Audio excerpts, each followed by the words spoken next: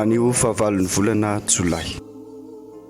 Ailio daholo iny eritreritra hafa rehetra rehefa mikatsaka ny tavako ianao.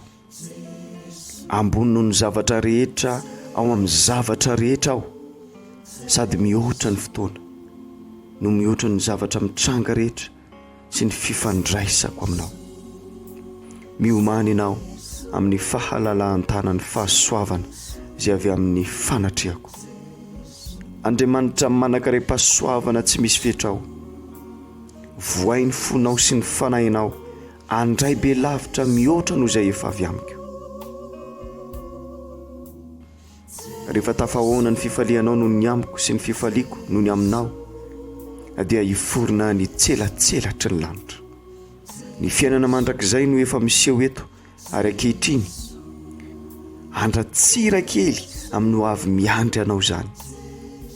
Fa ankehitriny ianao mizaha ao amin'ny fitaratra ka tsy mahita marina. Fa rahatrizay dia mifanatrika. Ankehitriny sombotsombony no fantatrao.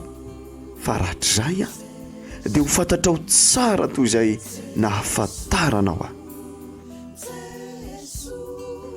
Jaona 5:1, 1:1. Izany no voalazako taminareo, dia mba ho ao aminareo ny hafaliako ary mba ho feno ny hafalianareo.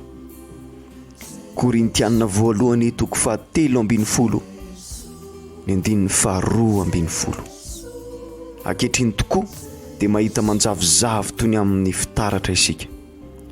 Fa rahatrizay vao hita mifanatrika. Ankehitriny dia sombony no zavatra fantatro. Fa rahatrizay aho vao ahafantatra tsara toy ny hafantaran'Andriamanitra ahy. Amen.